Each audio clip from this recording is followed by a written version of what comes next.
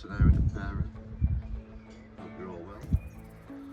So we're just on day 5.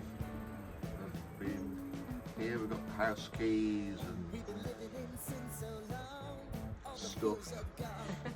And I spent the whole of yesterday cleaning. I think it's maybe it looked a little bit different. I think the bathroom has now become usable. And it's got lights in it.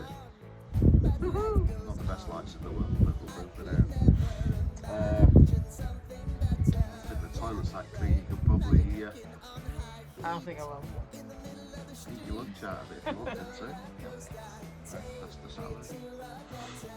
So we're just going to leave here in about 10 minutes. Yep. And we're going to drive back. Well, we're going to go to, I think, Pombal is the nearest. Rikamarsh. Just get a few things, need to get a few pendants and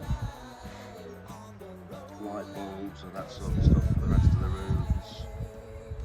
A few tools, some VDE tools for me to do some electrical work because we only came with hand luggage, so I didn't bring any electrical tools with me.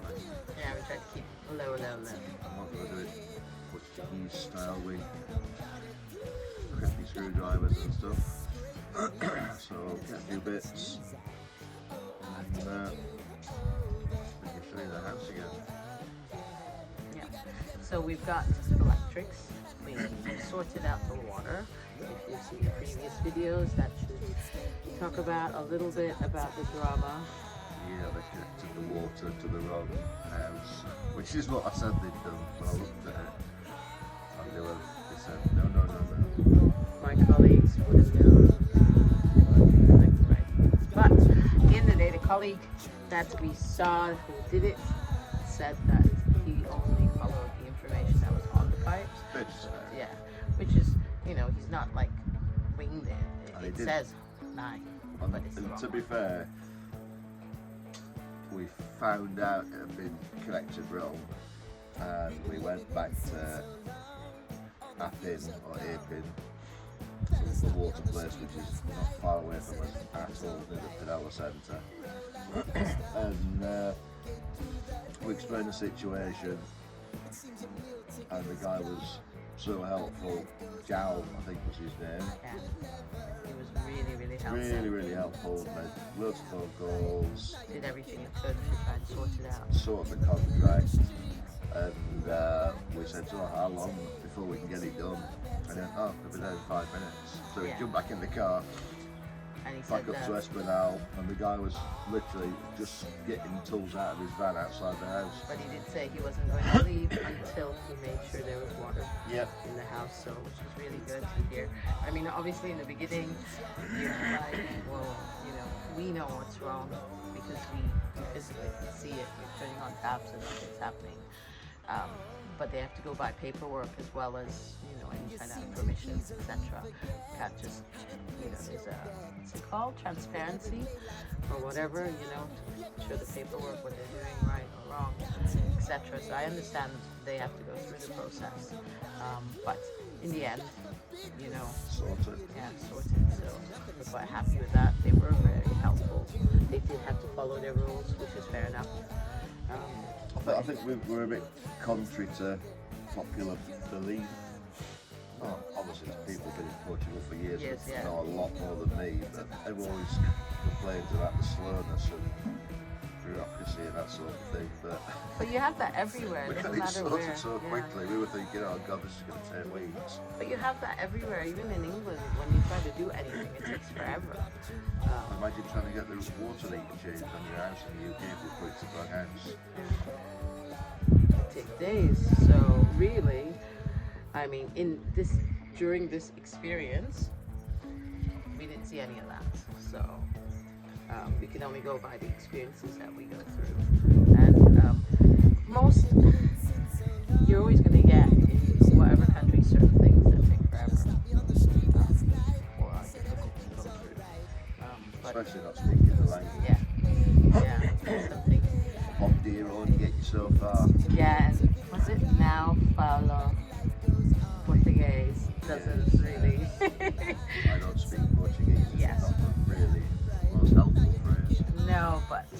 always smile when you say it. Yes. But look, yesterday I went to the local China shop. You won't say its name. No, I won't say its name. We wanted a speaker, well, I wanted like a Bluetooth speaker for my phone so I could get some music on while I was cleaning. And I think it's fair to say I pissed him off. I don't think I'll be welcome there again because he pulled the right face and said some not very nice words in Cantonese, which funnily enough, You understood anyway. I do speak a little bit of Cantonese, so I understood exactly what he was saying.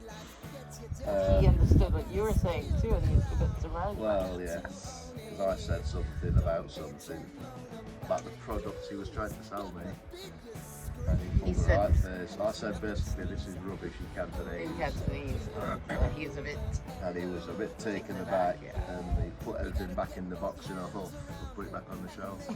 And it was the worst Bluetooth speaker In the world.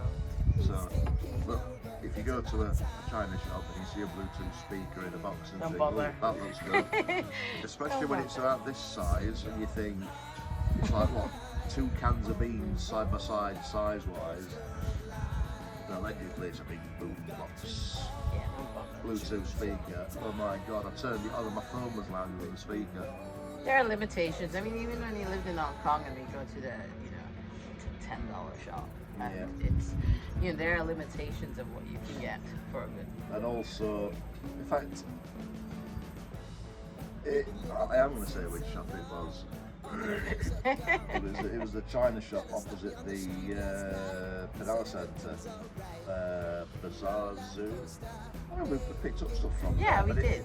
It is your typical Chinese import, plasticky crap, what have They you. pull you in. However, It's we did notice we went in the too cheap promo yeah. in the Penal Centre, and the stuff, especially the cleaning products stuff, was cheaper in there Then it was in China. than it was in the China shop.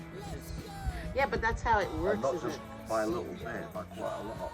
I think we said this because they pull you in with like, oh yeah, you get this cheaper thing at the You go China in for shop. some 95-cent clothes pegs and think, oh, I'll have that, I'll have that, Yeah, I'll have because you that. go, oh, I need that, Oh, and then you don't that's think cheap. you'll be cheaper somewhere else. And then you go across the road. I mean, the plastic storage boxes, they're like €35. And exactly the same thing in the too cheap promo. It's €20 for the big boxes. It's like, that's a massive difference. But even stuff like mopeds Yeah. and sweeping brushes and sets with pooper scooper and that sort of thing. It was like, €2-3 difference in everything. So They got you in, haven't they? once bitten, twice shy, but I'll probably still use it. But Yeah, we will. It's just I definitely Be a won't bit think, oh, smarter that's with cheap it. anymore. might double check it. To be fair, we saw that when we were in the UK. We saw these people in a shop, and they were on the this person was on the phone, and they were comparing prices whilst they were in 2 different stores, which is a really good idea to do. If you have a If local you phone. have the time. The local phone, first of all. Which we do have now. We have one, yes, we do have a local phone now, a local mobile, so we can do stuff with it. So things to do now really, we need to do the final few bits in the bathroom, which is a shower pole, shower curtain. I cleaned the existing weird showery thing within an inch of its life.